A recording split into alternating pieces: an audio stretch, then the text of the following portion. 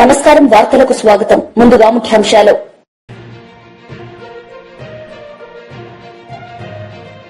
మంత్రి పొన్నం ప్రభాకర్ మీడియా సమావేశం. కేసీఆర్ పై fire.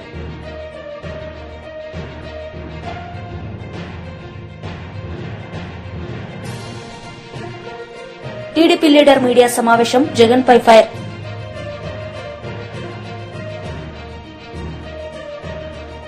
BJP leader media సమావేశం నిర్వహించారు. ఈ సందర్భంగా పలు అంశాలపై ఆయన మాట్లాడారు.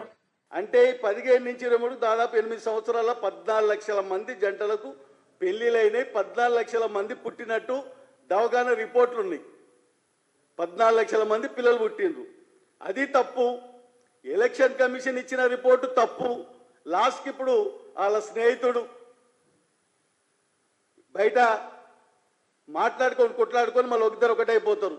ఆయన అడిగిండు, మరి ఆధార్ కార్డు 3,80,00,000 ఉన్నాయి, మరి ఇది కూడా తప్పేనా? పోనీ ఎలక్షన్ తప్పు. ఇంతకుముందు ఏది కేసీఆర్ గవర్నమెంట్ అఫీషియల్గా అన్అఫీషియల్ చేసింది వాళ్ళు బయటికి చెప్పిండ్రు, అది తప్పు. కానీ నేను చేసిందే కరెక్టు. మీ ముస్లింలని ఇంతకుముందు చాలా తక్కువ చేసి చూపించారు, ఇప్పుడు ఎక్కువ చేసి చూపిస్తున్నా. నేను అసలైన ఈ 42% స్థానిక ఎన్నికలల్లో పెడతానన్నాడు, కులగణన చేసిండు. చేసి ఏం చేస్తాడో చెప్తలేడు. నేను ఎవ్వరు పెట్టలే, అసెంబ్లీలో పెట్టినా, మరి ఏం చేయాలి? అసెంబ్లీలో పెడితే నిన్న మొన్న కూడా పెట్టారు, పేపర్లలో వచ్చింది, అందరం చూసినాం. మీ ఉత్తమ్ కుమార్ రెడ్డి చెప్పిండు, అది చూసినాం. మరి నువ్వు పెట్టిన దేని గురించి పెడుతున్నావు? దీనివల్ల వైఎస్ఆర్సీపీ లీడర్ మీడియా సమావేశం నిర్వహించారు. ఈ సందర్భంగా పలు అంశాలపై ఆయన మాట్లాడారు. మా నలుగురు కార్పొరేటర్లని ఇప్పటికే భయపెట్టి కొట్టి ఎన్ని రకాలైనటువంటి చిత్రహింసలు చేస్తున్నారో అన్ని రకాలు చేస్తున్నారు. ఎన్నికల కమిషన్ దీన్ని చాలా సీరియస్ గా పట్టించుకోవాల్సినటువంటి అవసరం ఉన్నది. ఎన్నికల రిటర్నింగ్ ఆఫీసర్ గా ఉన్నటువంటి జేసీ గారు ఎన్నికల హాల్లోకి నరసింహ యాదవ్ అనేటువంటి తెలుగుదేశం పార్టీ నాయకుడిని లోపలికి పంపినారు. నేను దీనికి రుజువు కూడా అతను లోపలికి వెళ్తున్నటువంటిది.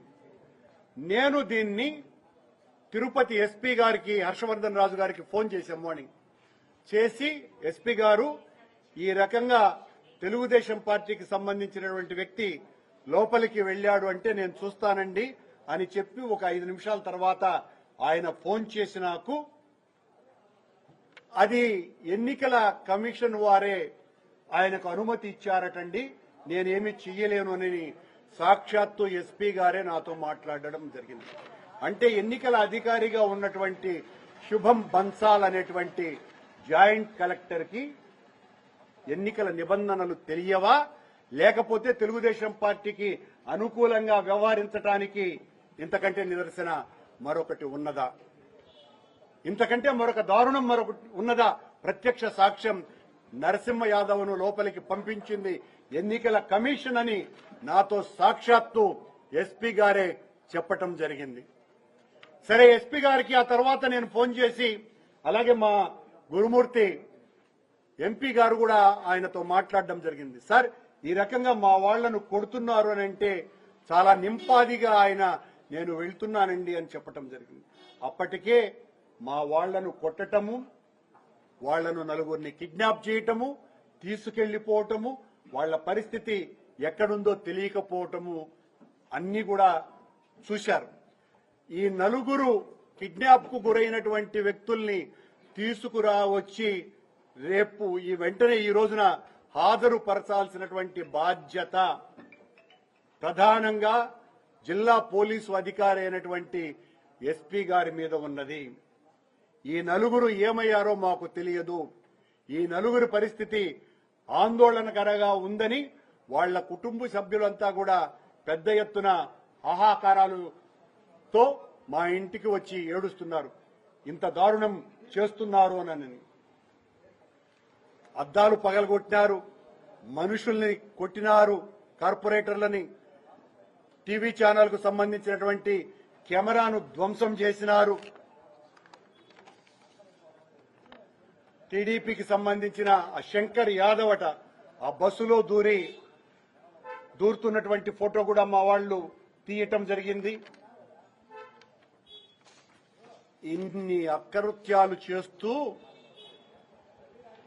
చివరకు కోరం లేకుండా, అంటే మీకు మెజారిటీనే లేదు, ఎన్నికలు జరుపుకునేటువంటి పరిస్థితే లేదు, ఎన్నికలు వాయిదా చేశారు.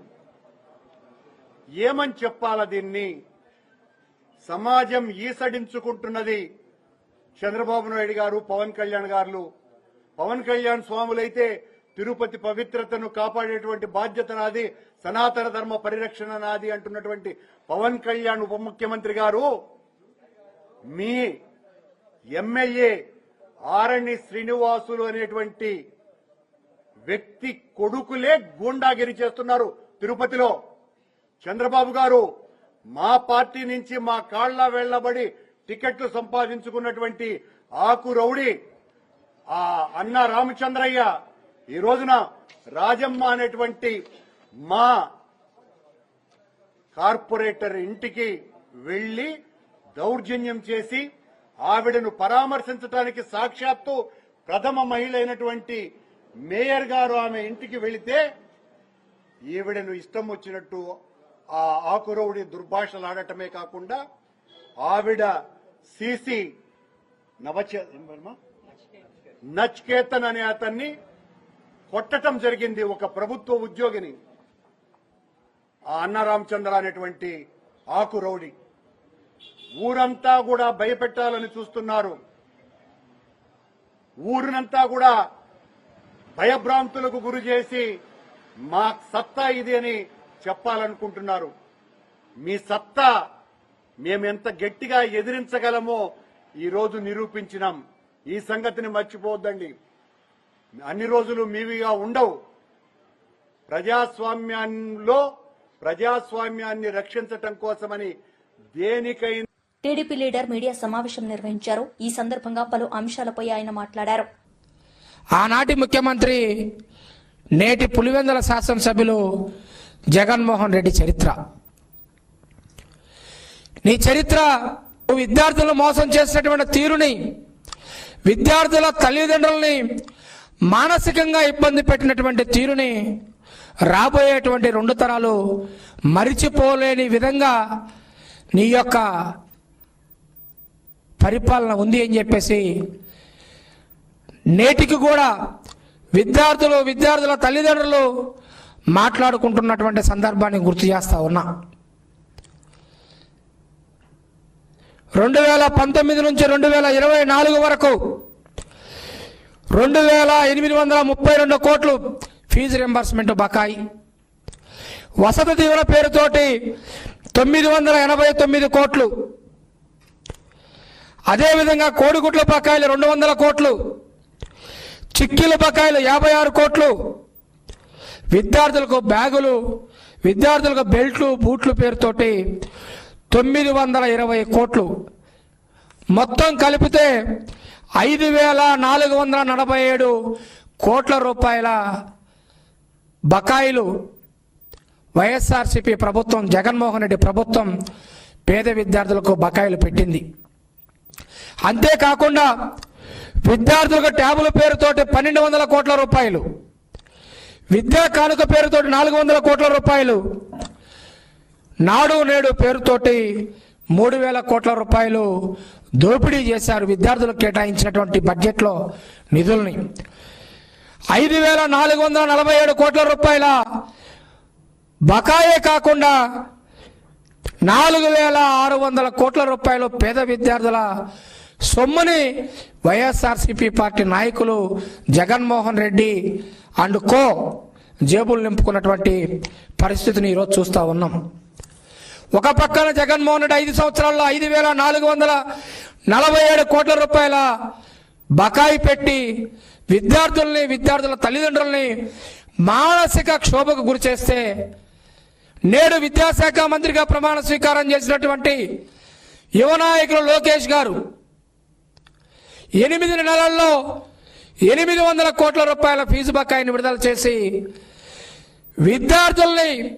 విద్యార్థుల తల్లిదండ్రులకి ఆర్థిక మనోధైర్యాన్ని పెంచినటువంటి గొప్ప నాయకుడు నారా లోకేష్ గారు 8 నెలల్లో 800 కోట్ల రూపాయలు విడుదల చేసి ఏదైతే లోకేష్ బాబు గారి పాదయాత్రలో ఏ ప్రాంతానికి వెళ్ళినా కూడా విద్యార్థుల తల్లిదండ్రులు వచ్చి జగన్మోహన్ రెడ్డి మా యొక్క కొడుకు ఫీజు కట్టకపోవటం వల్ల కళాశాల వాళ్ళు సర్టిఫికెట్లు ఇవ్వట్లేదు, హాల్ టికెట్లు ఇవ్వట్లేదు, కాబట్టి మీరు ఇప్పించండి అని చెప్పి లోకేష్ బాబు గారిని ప్రాధేయపడ్డప్పుడు లోకేష్ బాబు గారు పాదయాత్రలో ఒకటే చెప్పారు. తెలుగుదేశం పార్టీ అధికారంలోకి వచ్చిన తర్వాత మొదటి 100 రోజుల్లో విద్యార్థులకు సమస్యలు లేనటువంటి విద్యారంగ సంస్కరణలు తీసుకొస్తానని చెప్పేసి లోకేష్ బాబు గారు చెప్పడం జరిగింది. అందులో భాగంగా నిరుద్యోగులకు డిఎస్సి ప్రకటించారు. 800 కోట్ల రూపాయల పేద విద్యార్థులకి బకాయిలను విడుదల చేయడం జరిగింది. అనేక రకాలైనటువంటి విద్యారంగ సంస్కరణలు తీసుకొచ్చి పేద విద్యార్థులకు లోకేష్ బాబు గారు అండగా ఉంటే ఇంకా బయటికి వెళ్ళి జగన్మోహన్ రెడ్డి గారు ఏ వర్గాన్ని కదిలిచ్చినా కూడా చీపుర్లు తీసుకొని కొట్టేటువంటి పరిస్థితి ఉందని చెప్పేసి పేడ నీళ్లు చల్లుతారేమోనని చెప్పి భయపడి ఎక్కడ కూడా ప్రజల్లోకి వెళ్ళలేని పరిస్థితిలో విద్యార్థులను రెచ్చగొడదాం, లేకుంటే తన పార్టీని బతికించుకోవడం కోసం తన పార్టీలో రాజకీయ నిరుద్యోగులుగా ఉన్నటువంటి యువకులను కొంతమందిని రెచ్చగొట్టి కలెక్టరేట్ల ముందు ఫీజు పోరు చేస్తానని చెప్పేసి పదే మాట్లాడుతూ ఉన్నారు. నేను అడుగుతా ఉన్నా జగన్మోహన్ రెడ్డిని, నీవు అధికారంలో ఉండగా 2022లో శ్రీకాకుళం జిల్లాలో 1 టౌన్ పోలీస్ స్టేషన్ ముందు ఫీజు రియంబర్స్మెంట్ రాలేదని చెప్పేసి ఒక విద్యార్థిని ఆత్మహత్య చేసుకున్న సంఘటనని గుర్తు చేస్తా ఉన్నా. ఇది నిజమా కాదా అని చెప్పేసి అడుగుతా ఉన్నా జగన్మోహన్ రెడ్డిని. 30 మంది విద్యార్థుల ఫీజు రియంబర్స్మెంట్ విడుదల చేయకపోతే 30 మంది విద్యార్థులు కళాశాల ముందు ధర్నా చేస్తే బీఆర్ఎస్ పార్టీ లీడర్ మీడియా సమావేశం నిర్వహించారు. ఈ సందర్భంగా పలు అంశాలపై ఆయన మాట్లాడారు. ఇది పూర్తిగా కూడా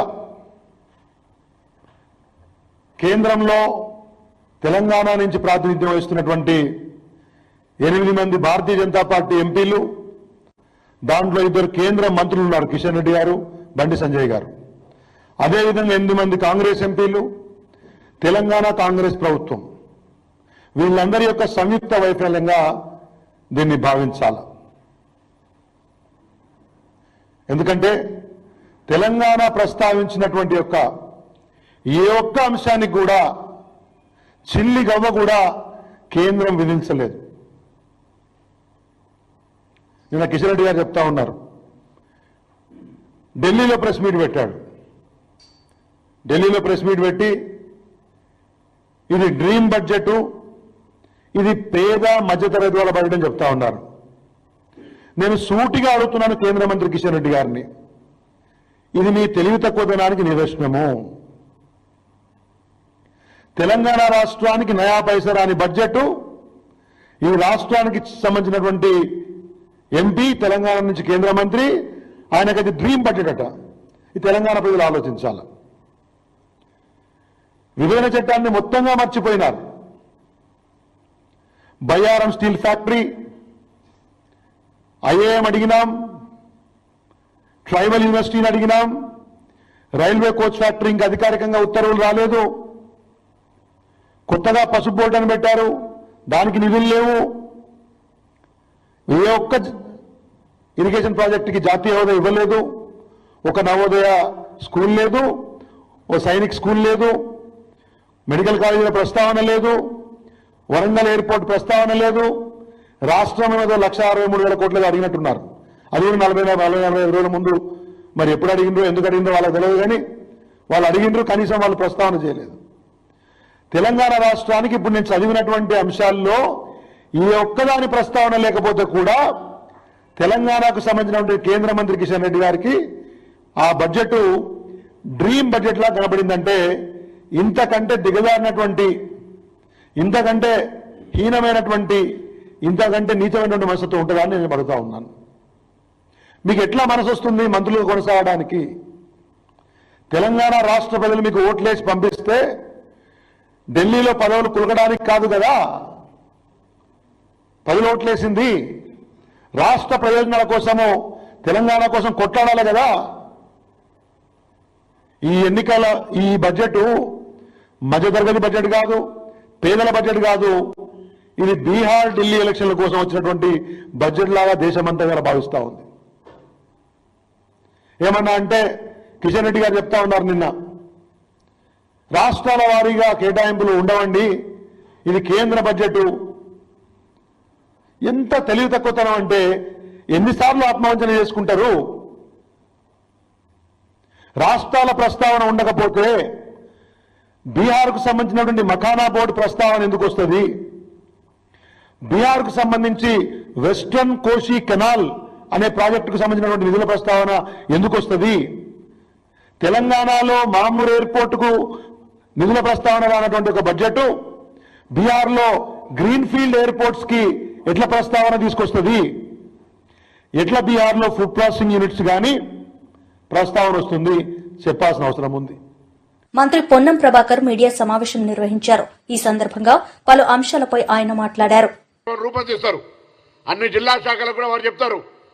ఈ విధంగా కార్యక్రమానికి సంబంధించి ఇది మామూలు ఆషామాషి కాదు. నిజంగా 1,00,000 మంది గ్రామాల్లోకి పోతుంటే కొంతమంది కుక్కలు వదిలిపెట్టి ఇంటికి రాకుండా ఇచ్చిపెట్టినటువంటి పరిస్థితి, కొంతమంది తలుపులు తీయకుండా కొడితే ఒక ప్రభుత్వ ఉద్యోగి సమాచార సేకరణకు వస్తే చాలా చులకనగా చూసినటువంటి పరిస్థితి. 3.1% ఇట్స్ మైగ్రేషన్ ఆర్ చేంజెస్. కొంతమంది నిరాకరణ ఇయ్యంపో ఎప్పుడు కానీ సమాజంలో అతివాదులు మితవాదులు లేకపోతే ఇట్లా రకరకాల వ్యక్తులు ఒక 2-3% సంబంధించి పెద్ద ఆందోళన చెందాల్సిన అవసరం లే. ఈ విధంగా వచ్చిన సమాచారాన్ని వినియోగించుకుంటూ పోతాం. ఇది గతంలాగా హిడెన్ ఎజెండా కొరకు అల్మార్లో పెట్టేది, ఫ్రిడ్జ్లో పెట్టేది కాదు. ఇది పబ్లిక్ డొమైన్లోకి వస్తుంది. దాని ప్రకారంగా వాళ్ళకు కూడా ఎవరు ఎంత ఉందో తెలుస్తుంది. దాని ప్రకారంగా వాళ్ళ కార్యక్రమాలు కార్యాచరణ కొనసాగుతుంది. ఇది అందరూ కూడా స్వాగతించాలి. ఏదైనా సలహా సూచన ఇస్తే తప్పకుండా మా పార్టీ కానీ ప్రభుత్వం కానీ తీసుకోవడం సిద్ధంగా ఉన్నది.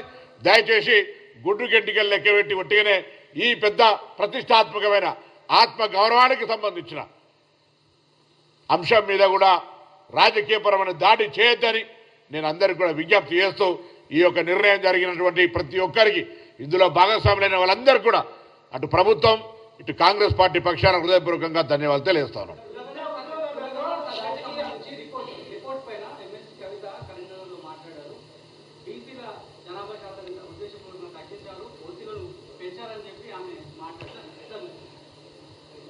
ఆ కుటుంబంలో కవిత గారు ఒక్కరు సమాచార సేకరణ ఇచ్చినారు, మిగతా వాళ్ళు ఇవ్వలే.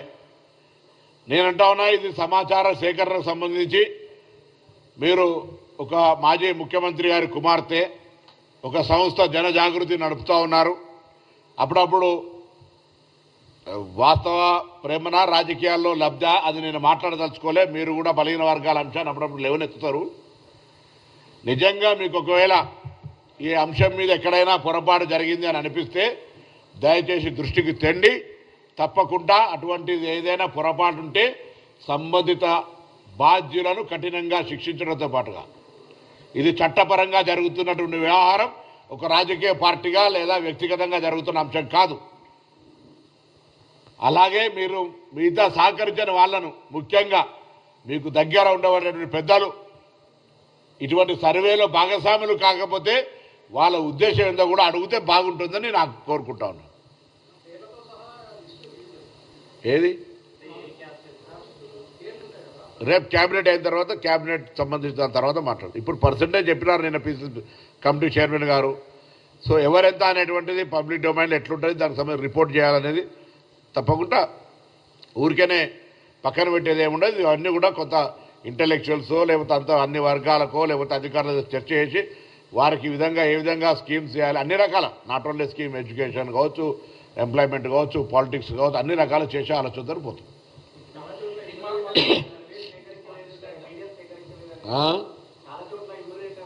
నేను అదే అడుగుతున్నా కదా, నేను చెప్పిన ఇప్పటిదాకా అదే చెప్పిన. కొంతమంది ఇవ్వని వాళ్ళు, ఇవ్వం పో అన్న వాళ్ళను అట్లా ఏమైనా ఉంటే దయచేసి సమయం ఇచ్చిన మళ్ళీ ఒకసారి ఒకవేళ మా ఇమ్మీడియట్ రాకపోతే మీరు ఫలానా కార్యాలయం ఏమని ఒక కాల పరిమితి నిర్ణయించినాం. ఇప్పుడు దానికి ఏం సమాచారం చెప్పకుండా మీకేం సామాజిక బాధ్యత లేనట్టుగా ఉద్యమానికి అడిగినటువంటి వాళ్ళు కూడా కొంతమంది పెద్ద మనుషులు మా దగ్గరకు రాలే అని అంటే వాళ్ళ అవివేకము, వాళ్ళ అజ్ఞానం.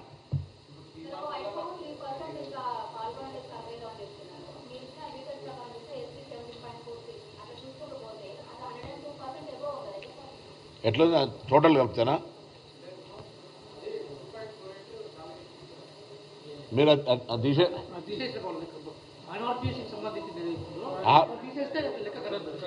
మీరు బీసీ మైనార్టీ, జనరల్ మైనార్టీ కలిపి లెక్క చేయండి మళ్ళీ ఒకసారి. నేను కూడా డబల్ కలిపి 2.48 డబల్ కలిపినట్టారు అంతే.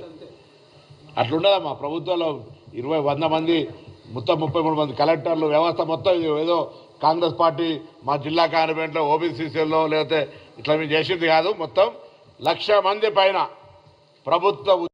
వార్తలు ముగించే ముందు ముఖ్యాంశాలు మరోసారి.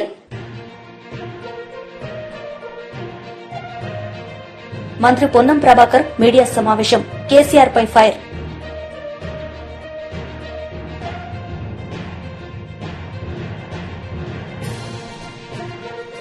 టీడీపీ లీడర్ మీడియా సమావేశం, జగన్ పై ఫైర్.